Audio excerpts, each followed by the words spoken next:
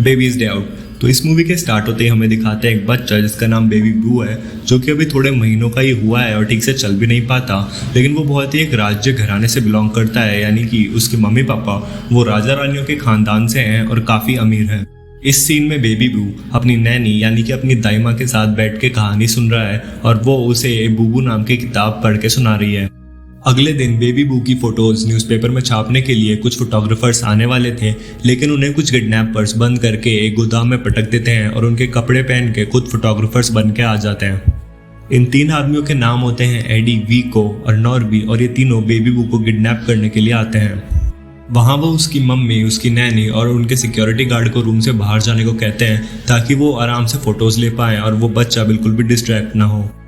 और फिर उन लोगों के रूम से बाहर जाते ही वो बेबी बू और उसकी बूबू बुक दोनों को वैन में डालते हैं और वहाँ से निकल जाते हैं। थोड़ी देर बाद जब उनकी मम्मी, वो नैनी और वो सिक्योरिटी गार्ड जब वापस आते हैं तो वो देखते हैं कि बेबी बू और वो तीनों फोटोग्राफर्स वहाँ नहीं है और उन लोगों ने एक चिट्ठी छोड़ रखी है जिस पे उन्होंने लिखा था कि पुलिस को मत बुलाना, और बेबी बू के बदले उन लोगों ने $5 मिलियन की मांग करी है। वो किडनैपर्स बेबी बू को अपने साथ अपने घर ले जाते हैं और वहाँ वो उसके कपड़े भी चेंज कर देते हैं, उसे बॉटल से थोड़ा दूध भी पिला देते हैं और फिर वो उसे सुलाने की कोशिश करते हैं उसकी फेवरेट बूबू बुक पढ़कर सुनाकर। उन तीनों में से जो नॉर्बी नाम का आदमी था वो बुक पढ़ के बेबी बू को सुला रहा था, लेकिन पढ़ते पढ़ते वो खुद ही बेबी बू से पहले सो जाता है। अब बेबी बू को बाहर एक कबूतर दिखता है और वो उसका पीछा करते करते खिड़की से बाहर छत पे चला जाता है, और जैसे ही एडी और नीको को वो दिखता है तो वो फटाफट कमरे में भागते हैं, उसको उठाते हैं और फिर बेबी बू के पीछे जाते हैं। बेबी बू एक लकड़ी के फंटे की मदद से दूसरी छत पे चला जाता है और वो उस फंटे से एडी के लग जाती है, इसलिए फिर नॉर्बी गुस्से में आके उसे साइड में फेंक देता है। लेकिन फिर उसे ध्यान आता है कि अब वो दूसरी छत पे कैसे जाएंगे, तो वो तीनों जंप करते हैं। नॉर्बी और वीको तो पहुंच जाते हैं दूसरी छत पे, लेकिन एडी नीचे गिर जाता है। फिर वो दोनों एडी को संभालने आते हैं नीचे, और इतने में बेबी बू को एक बस दिखती है और वो बस देखकर उसे अपनी बूबू वाली बस याद आ जाती है और इसलिए वो उसमें जाके बैठ जाता है। वो तीनों देख लेते हैं कि बेबी बू उस बस में बैठ गया है और फिर वो अपनी वैन में बैठकर उसका पीछा करते हैं। बेबी बू बस में ट्रैवल कर रही एक आंटी के शॉपिंग बैग में गिर जाता है और वो आंटी उसको नोटिस नहीं करती और शॉपिंग बैग ऐसे कैसे उठाकर बस से उतर जाती है। और फिर जब नॉर्बी, वीको और एडी उस बस में चेक करने आते हैं तो उन्हें वहाँ बेबी बू नहीं मिलता। इतने में ही फिर वीको की नज़र पड़ती है और वो देख लेता है कि वो आंटी के शॉपिंग बैग में है। फिर वो एडी और नॉर्बी को बताता है और फिर वो तीनों उन आंटी का पीछा करते हैं। फिर उन आंटी को गुस्सा आ जाता है कि वो तीनों उनका पीछा कर रहे थे, इसलिए वो उन्हें मार मार के वहाँ से भगा देती है। लेकिन इस मारामारी में बेबी बू उस थैले से निकल जाता है और चलते चलते धीरे धीरे एक डे केयर सेंटर में पहुँच जाता है। वहाँ काम कर रही एक लड़की की नज़र उस पर पड़ती है तो वो उसे ले जाकर उसके डायपर चेंज कर देती है। लेकिन जैसे ही उसका बेबी बू से ध्यान हटता है वो चलता हुआ फिर से एक दूसरी आंटी की बच्चों वाली ट्रॉली में बैठ जाता है और दूध पीते पीते उनके साथ ही बाहर आ जाता है। बाहर एक न्यूज़ रिपोर्टर रिपोर्ट कर रही थी और वो उसी के पास जाके गलती से उसका माइक गिरा देता है और कैमरा उसकी तरफ हो जाता है। तो वो तीनों एडी, वीको और नॉर्बी टीवी पे देख लेते हैं कि बेबी बू कहाँ है, और फिर वो उस भीड़ में जाते हैं जहाँ उन्होंने उसे टीवी पे देखा था।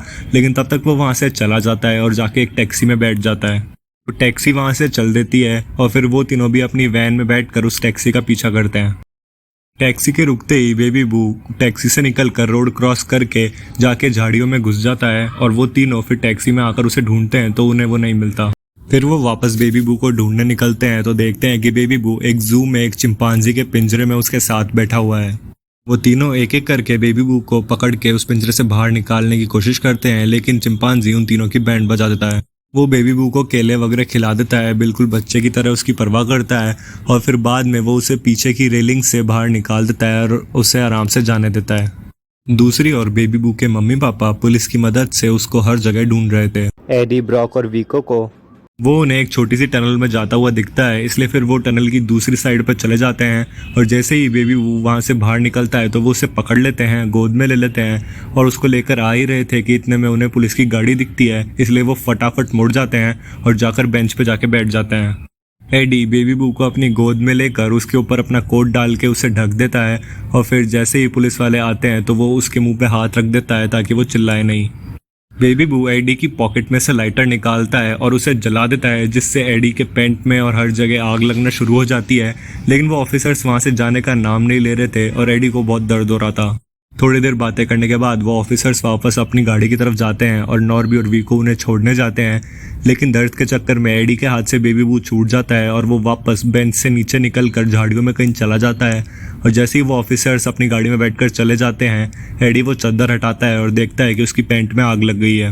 वीको और नॉर्बी ऑफिसर्स के जाते ही फटाफट एडी के पास आते हैं और मार मार के उसकी पैंट से वो आग बुझा देते हैं। फिर बेबी बू चलता चलता एक कंस्ट्रक्शन साइट पे पहुंच जाता है और वहाँ पे वो एक क्रेन पे बैठ जाता है जो कि ऊपर जा रही थी, और फिर वो उसी के साथ ऊपर जाने लगता है। और जैसे ही वो तीनों एडी, नॉर्बी और वीको उसे ढूंढते हुए वहाँ आते हैं तो वो उसे ऊपर जाता हुआ देखते हैं।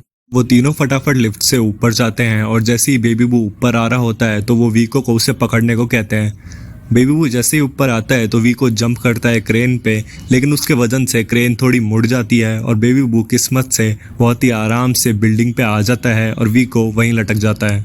फिर वीको को बचाने के लिए नॉर्बी कूदता है और क्रेन और मुड़ जाती है तो फिर नॉर्बी का भी हाथ छूट जाता है और वो उसी बिल्डिंग पे 2-3 फ्लोर नीचे एक लकड़ी के फंटे पे आके गिरता है।